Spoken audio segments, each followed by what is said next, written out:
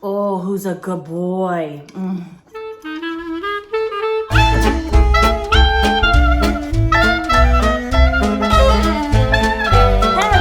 Welcome to another video. My name is Heather, and as always, I'm reading with a vengeance, and as always, I hope you are as well. If you are a returning viewer, thank you so much for coming back. If you're a new viewer, a very warm welcome to you, and I hope everybody is doing very well and having a great reading time.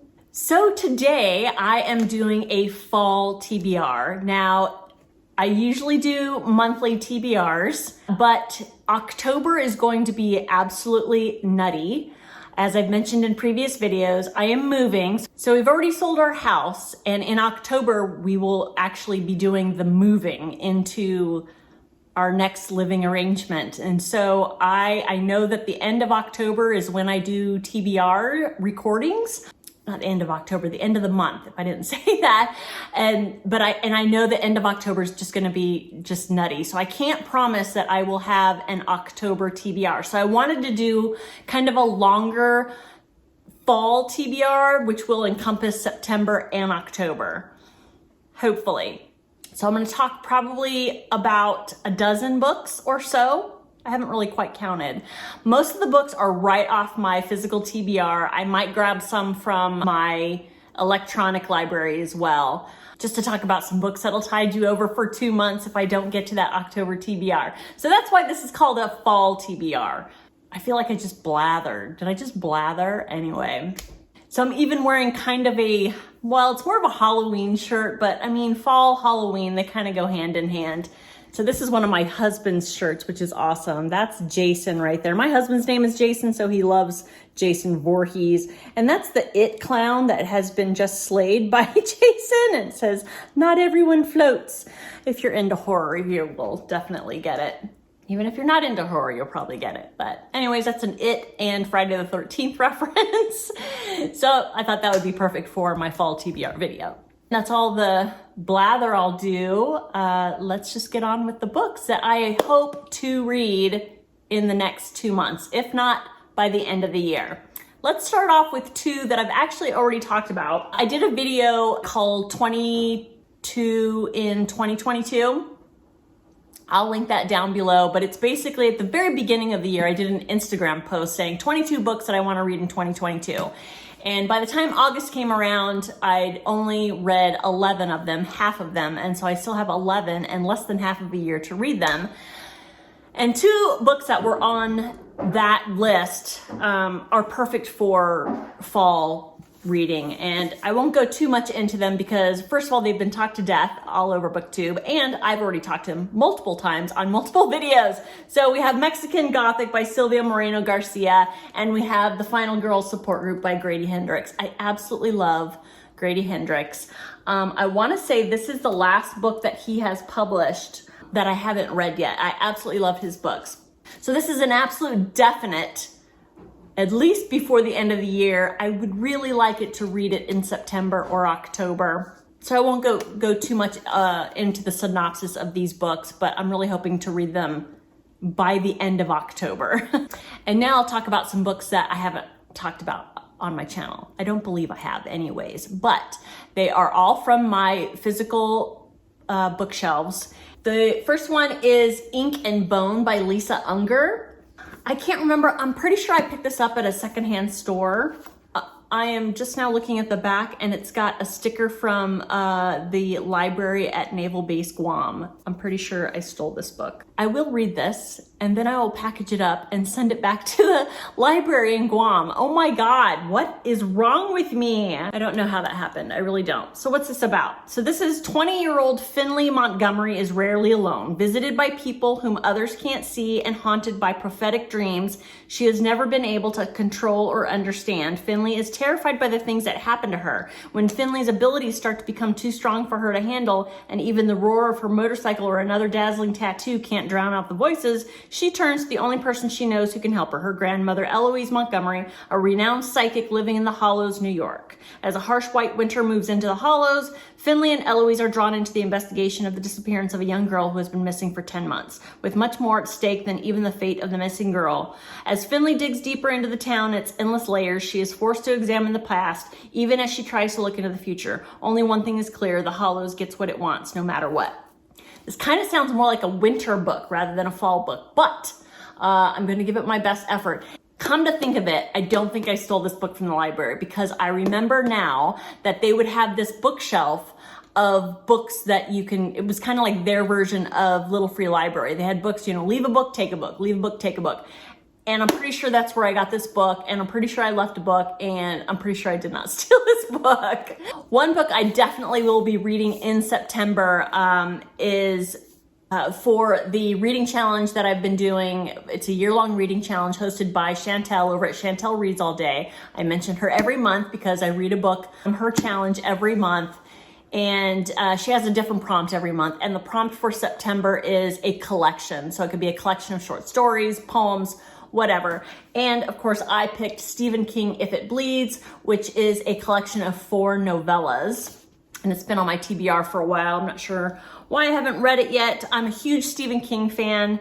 Extraordinary collection of 4 unforgettable novellas, remarkable works that push the boundaries of modern fiction and take readers on a journey into the darkest corners of the imagination, as per usual for Uncle Stevie. Mr. Harrigan's Phone, a small town teenage boy begins an intergenerational friendship that proves to have a disturbing afterlife. The Life of Chuck, the beautiful and harrowing apocalyptic exploration of how each of us, no matter how humble, contains multitudes. Whatever the hell that means. What the hell, Steve? If It Bleeds, fan favorite Holly Gibney, who is from the Mr. Mercedes trilogy, and she also shows up in The Outsider. Great character. She must face her fears and possibly another outsider, this time on her own. Yee! And then the last novella is called Rat. A struggling writer strikes a devil's bargain with an unexpected force at a cost that may be too terrible to bear. I love Stephen King short stories. I haven't read a collection of his in a while, but he is a master at short storytelling. If you like a spooky story, but you don't want to get into, like, let's be honest, some of Stephen King's books are bricks. I mean, total doorstops with 600, 700, 800 pages long, if not longer sometimes. And I'm not saying they're not worth it. They are. But if you want a spooky story but just want to get through it pretty quickly, his short stories are great. Skeleton Crew is a great collection. 4 Past Midnight is a good collection. And there's another one. Ooh, Different Seasons. Yes. Anyways, I will be dipping into this definitely in September. This book I mentioned in that 22 and 2022, and I think I mentioned in that video that I did want to save it for the fall month, and that is months. And that is I'm Thinking of Ending Things by Iain Reid. So I've already talked about this book. I hear it's really strange. I hear it's got a strange ending. It says you will be scared, but you won't know why. They made a Netflix movie. I haven't watched it yet. So yeah, the back doesn't say much about it, and even Goodreads, if memory serves, I don't think the Goodreads synopsis really says a whole lot, but I think it's about a couple who are on a car ride to go visit family, and I think they're on the cusp of breaking up, but at least you think it's going in that direction, and it goes in an entirely different direction. That's just based on my memory of what I've heard about it, but it's a little short one, so I don't see why I won't be able to get to this one at some point, but it's definitely one I want to read in the fall months. The next on my list of spooky books in my library is Sweet Little Lies. This is by Frear. This is this is a book of the month book that I didn't order. I didn't pick this one. My friend does book of the month, and she will read her book of the months, and then if she thinks I'll like them, she'll send them on to me. So I got this from her. Let's see, 26-year-old Kat Kinsella overcame a troubled childhood to become a detective constable with the Metropolitan Police Force. Sounds British, that's exciting. But she's never been able to banish the ghosts of her past or reconcile with her estranged father. Work provides a refuge from her family dysfunction, but she relies on a caustic wit to hide her vulnerability from her colleagues. When a mysterious phone call links a recent strangling victim to Marianne Doyle, a teenage girl who went missing in Ireland 18 years earlier, the news is comforting for Kat. Though she was only a child when her family met Marianne on a family vacation, right before she vanished, Kat knew that her charming but dissolute father wasn't telling the truth when he denied knowing anything about the girl's disappearance. Did he do something to Marianne all those years ago? Could he have something to do with her current case? Determined to close the two cases, Kat rushes headlong into the investigation, crossing ethical lines and trampling professional codes. But the deeper she digs, the darker the secrets she may uncover. Eee! So I love it. It's British and it's a mystery and police procedural. I love all those things. So I'm hoping to get to that one in the fall. Another one that also kind of feels wintry to me. So I think we probably won't be doing a winter TBR, but the next one on my stack of spooky reads is The Nobody People. I'm pretty sure my husband picked this up, but he said that I would like it. I'm quite certain that I was saving this till the spooky months. The Nobody People by Bob Proehl. I don't think I said the author's name. What do we have here? Oh, it says when a group of outcasts with extraordinary abilities comes out of hiding, their clash with a violent society will spark a revolution or an apocalypse. Avi Hirsch has always known his daughter was different, but when others with incredible otherworldly gifts reveal themselves to the world, Avi realizes that her oddness is something more, that she is something more. With this, he has a terrifying revelation. Emmeline is now entering a society where her unique abilities unfairly mark her as a potential threat. And even though he is her father, Avi cannot keep her safe forever. Emmeline soon meets others just like her. Carrie Norris, a teenage girl who can turn invisible, but just wants to be seen. Fahima Deeb, a woman with an uncanny knack for machinery, but it's her Muslim faith that makes the US government suspicious of her. Ooh, they are the Nobody People, ordinary individuals with extraordinary gifts who want only one thing, to live as equals in an America that is gripped by fear and hatred. But the government is passing discriminatory laws. Violent mobs are taking to the streets, and one of their own, an angry young man seething with self-loathing, has used his power in an act of mass violence that has put a new target on the community. The Nobody People must now stand together and fight for their future or risk falling apart. That sounds amazing and relevant. It's a chunker though. This one it's over 450 pages. But that sounds really interesting. I'm super excited about this one. I don't know what happened to the cover of this, but this is another book of the month book that my friend Selena sent to me. And this is The Whisper Man by Alex North. I don't have the cover. I don't know. You know what I do? I'll put the cover up here. Alex North. Have I read him? I know The Whisper Man has been talked a lot about on Booktube. I'm trying to remember another book. Let me see. Let me use my little... Ooh, and that cover is spooky, isn't it? Oh, that's right. He wrote The Shadows as well. But it's not as highly rated as The Whisper Man. So I am excited to read The Whisper Man. Again, another one that I was holding on to for the spooky months. After the sudden death of his wife, Tom Kennedy believes a fresh start will help him and his young son Jake heal. A new beginning, a new house, a new town. Featherbank. But Featherbank has a dark past. Of course it does. 20 years ago, serial killer abducted and murdered 5 residents. Until Frank Carter was finally caught, he was nicknamed the Whisper Man, for he would lure his victims out by whispering at their windows at night. Just as Tom and Jake settle into their new home, a young boy vanishes. His disappearance bears an unnerving resemblance to Frank Carter's crimes, reigniting old rumors that he preyed with an accomplice. Now detectives Amanda Beck and Pete Willis must find the boy before it is too late, even if that means Pete has to revisit his great foe in prison, the Whisper Man. And then Jake begins acting strangely. He hears a whispering at his window. Yes, that sounds amazing. It sounds like a perfect October read if I don't get to it in September.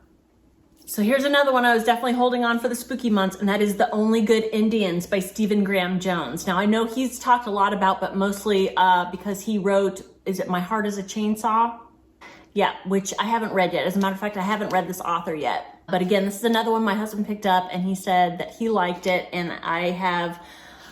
To be fair, not only have I been holding on to it for the spooky months, but I think I've been holding off on reading it because he said it was weird. And if my husband says it's weird, it has a blurb. It says it's a masterpiece by Paul Tremblay, another weird one. Josh Mallerman gives it a blurb. says one of 2020's buzziest horror novels by Entertainment Weekly.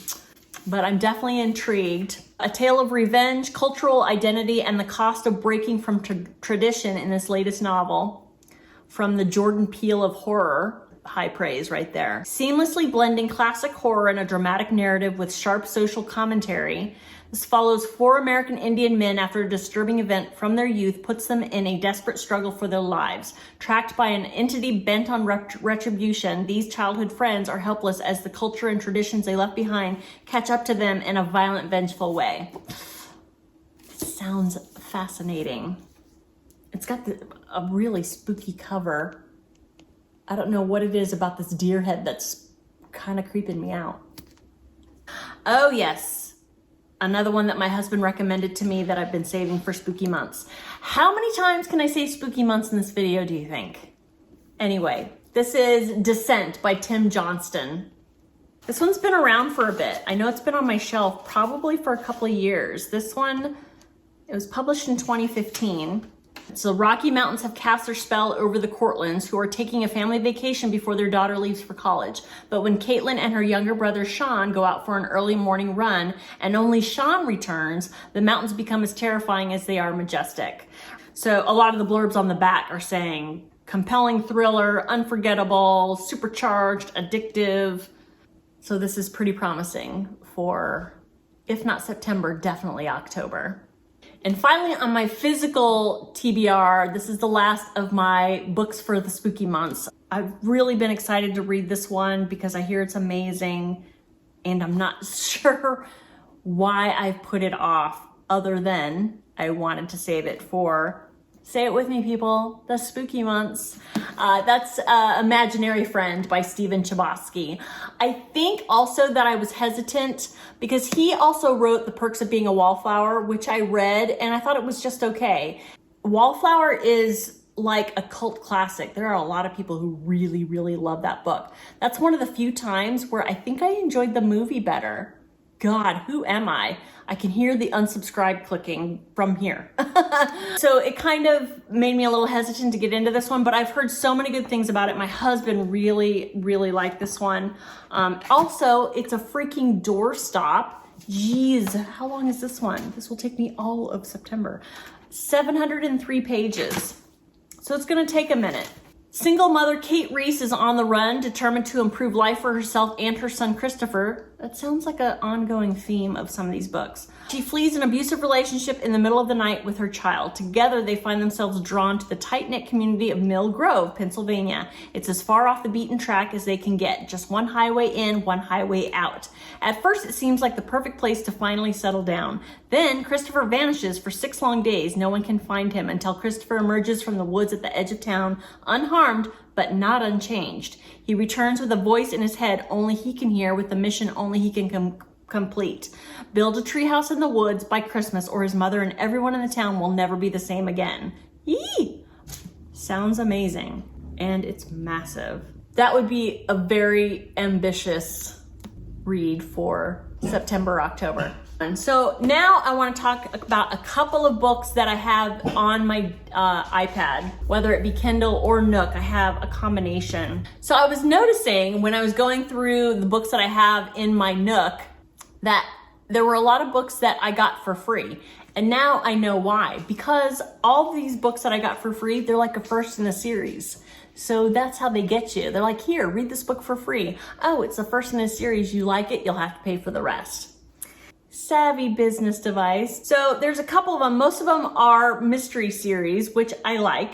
I'll talk about a couple that have kind of a fall vibe to them. The first one is called Bitter Roots by C.J. Carmichael. So this is actually called the Bitter Root Mysteries. See, dispatcher Zach Waller prefers working behind the scenes in the sheriff's office of Lost Trail, Montana. But when a newcomer to the sparsely populated town is brutally murdered and the sheriff is quick to pin the death on an unknown outsider, Zach starts his own private sleuthing. On the surface, Lost Trail is a picture-perfect Western town offering a simple way of life revolving around the local ranches and Ski Hill, but Zach knows the truth behind the facade. When his old school friend Tiff Masterson, whose family owns a local Christmas tree farm, moves back to town. The two of them join forces to get to the truth about the murder. That sounds good. Another one on my Nook that sounds really good is Cry from the Grave by Carolyn Mahony. I will pop that up, and that is the first in the Harry Briscom series. It says, 6 years ago, a dreadful tragedy overturned Hannah Walker's life. Now her fragile existence is threatened by a macabre discovery. The truth will come out, but is it one that Hannah can bear to confront? 3 people are drawn together by a crime. 3 lives are torn apart by the chilling consequences. Secrets cannot stay buried forever. That's been in my Nook library for a while and sounds like the perfect read for fall. Another one that's been in my Nook library for a while is called The Closing by Ken Oder. And this is the first in the Whippoorwill Hollow series. When 2 men meet in the Virginia State Penitentiary in a maximum security visitation room on May 5th, 1968, they have only one thing in common. They both want their lives back. Okay, for starters, they're meeting in prison. It's the 60s. I love it already. On one side of a glass divider sits Kenneth Deathridge. Really? Like Deathridge. D-E-A-T-H. Deathridge. Who was sentenced to death for the brutal rape and murder of a young woman. The jury agreed with the prosecutor's closing argument that all evidence points to Deathridge as the killer. I'm pretty sure people are biased to someone named Deathridge. Anyways, but Deathridge says the evidence was fabricated. He claims that the judge and his own lawyer rigged the trial against him. On the other side of the divider sits Nate Abbott, who was a successful prosecutor until he tried to drink his way through a midlife crisis. When he finally sobered up, he had lost his career, his marriage of 30 years, and his self-respect. He turned to criminal defense because it was the only work he could get. When the court appoints Nate to represent Deathridge on appeal, Nate doesn't believe there's a grand conspiracy to send Deathridge to the electric chair. But when his investigation uncovers hints of corruption in the county justice system, he finds himself accused of murder by the same forces that convicted his client. To save himself, Nate risks his life and the lives of others, and in the process discovers that he and Deathridge have much more in common than he wants to admit. Okay, sounds like a courtroom drama type thing. John Grisham-ish a little bit, which I love. This next one is by an author I've been meaning to get to. She does a series that I've heard another booktuber talk about. She does the Misfortune Mystery series. I think the first one is called, what is it? Yeah, Louisiana Longshot. And I will get to those series eventually. But another one of her series that I just happened to get a free one, the first in the series on my Nook, is the Shay Archer series. And the first in that one is called Malevolent. I think it's a little bit darker than the other series that I just mentioned. And if I haven't said it already, it's Jana DeLeon. So Shay Archer's life effectively began the night police found her in an alley, beaten and abused, and with no memory of the previous 15 years, not even her name. 9 years later, she's a licensed private investigator with a single goal: to get answers for her clients when there aren't supposed to be any, and maybe someday answers for herself. Emma Frederick thought her nightmare was over when she killed her abusive husband, but someone is stalking her and tormenting her with mementos from her past. With no evidence to support her claims, the police dismiss her claims as post-traumatic stress, but Shay is convinced that someone is deliberately terrorizing Emma, playing a cat and mouse game with only one goal in mind: to kill Emma. So that one sounds good. And finally, the last one that I would like to get to in the spooky months is All Good Deeds by Stacy Green. This is the first in the Lucy Kendall series. As she's no killer, she's just taking out the trash. I love it already. A female Dexter. Don't call Lucy Kendall a serial killer. She's fighting for the innocent, and she'll do whatever it takes to bring justice. When a child disappears, Lucy quickly discovers a link to a predator she's faced before. A man the state of Pennsylvania decided to turn loose on the streets. Determined to find the little girl and put a criminal behind bars for good, Lucy forces her way onto the case. As the search for the kidnapped child pulls Lucy into a web of evil beyond her darkest imagination, she'll have to face her own dark truths to save the little girl and herself. So that one sounds like fun. So that is it. That is my fall TBR. That is my TBR for the spooky months. Have you read any of these books? I would love to hear your thoughts on these. Please feel free to comment down in the doodly-doo. Do you have some spooky books that you are looking forward to for the fall? I would love to hear about those as well. If you're still watching at this point, I'd really appreciate it if you gave that like button a boop, and a subscribe would be wonderful. Thank you so much for watching. I really enjoy doing these videos, and I hope you have found something for your own personal library. Perhaps you are interested in starting a mystery series, and I was able to help you with that endeavor. Happy reading, everybody, and I will see you next time. Bye-bye.